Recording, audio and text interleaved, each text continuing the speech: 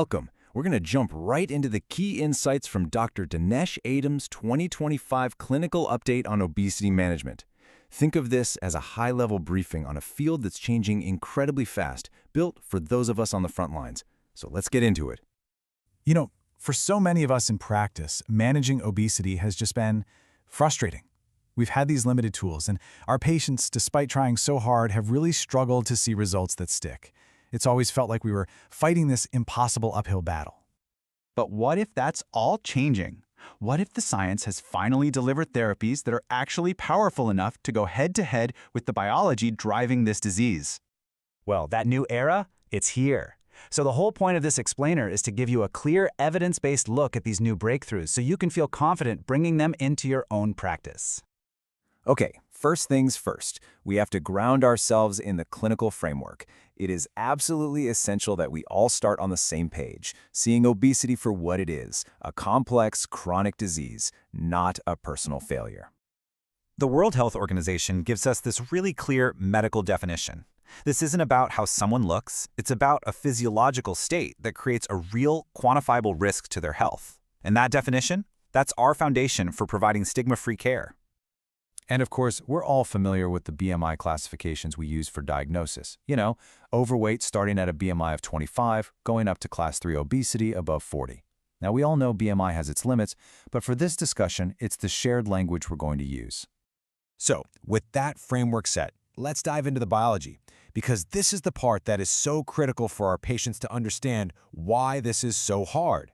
It has almost nothing to do with willpower. It's about fighting your own body's programming. And here's the bottom line. The human body has evolved these incredibly powerful systems to defend its weight. It basically sees significant weight loss as a threat, like you're starving, and it kicks into survival mode. Now, this is where it gets really interesting. Look at how the body fights back. When a patient loses weight, their total energy expenditure can plummet by over 20%. That's that metabolic slowing we talk about. At the exact same time, hunger signals go through the roof, and the body desperately tries to drag itself back to its old set point. And that fight can go on for years.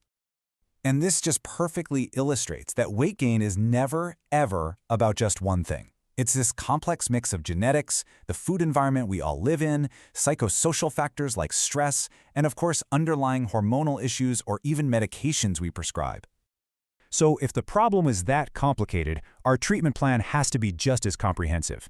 We need a modern way to think about this that hits all those different factors. Dr. Edem uses this really great mnemonic, the BEAMS framework. It's just a simple, memorable way to make sure we're covering all our bases. Behavioral therapy, eating and nutrition, activity, and then, when it's the right choice, the powerhouse tools of medicines and surgery. It's a true, holistic plan. And that M for medicines, well, that brings us to the heart of this update. This is where a full-blown revolution is happening, completely changing the treatment landscape.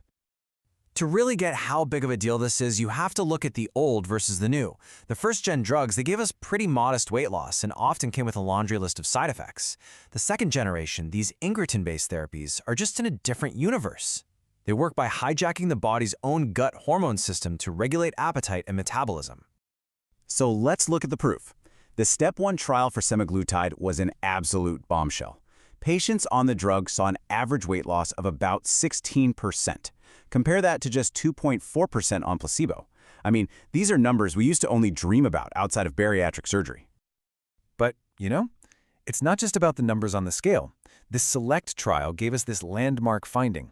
In patients who had cardiovascular disease and obesity, but without diabetes, Semaglutide cut their risk of heart attacks and strokes by 20%. This was the moment it became clear these drugs save lives. And the list of benefits just keeps growing. We're seeing major symptom improvements in heart failure with preserved ejection fraction. We're seeing high rates of prediabetes reversal, resolution of fatty liver disease, and an incredible 94% reduction in the incidence of type 2 diabetes in high-risk patients. These are not weight loss drugs. They are disease-modifying agents, period. And then came Tirzepatide, the dual agonist. The SURMOUNT-1 trial took things even further, showing average weight loss all the way up to 22.5%. This was another massive leap forward in what we thought was possible with medication. So, if that's where we are today, what's coming next? Well, the pipeline is just packed with innovation. Just take a look at what's in development. You've got triple agonists like Retatrutide, which are showing even more weight loss in early data. There are new combinations like CagriSema. And get this, we're even looking at once-a-month injectables, which would be a total game changer for adherence. So this is a fantastic way to visualize the new reality. Lifestyle is still the foundation, of course, but look at where these new medications fit.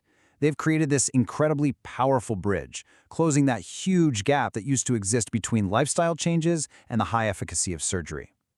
Which really brings us back to the most important point of all, summed up perfectly right here by Dr. Edem. Our entire approach, everything we do, has to be built on this foundation. Obesity is a disease, and it deserves compassionate, evidence-based care. So, if there's one thing to take away from all this, it's this. For the very first time, our treatments are powerful enough to actually match the complex biology of this disease. We're not just chipping away at the edges anymore. We can finally treat the root cause. And that leaves us with a really important question to think about in our own practices. With these incredible tools now in our hands, how are we, as clinicians, going to redefine the standard of care and fundamentally change the future for our patients living with obesity?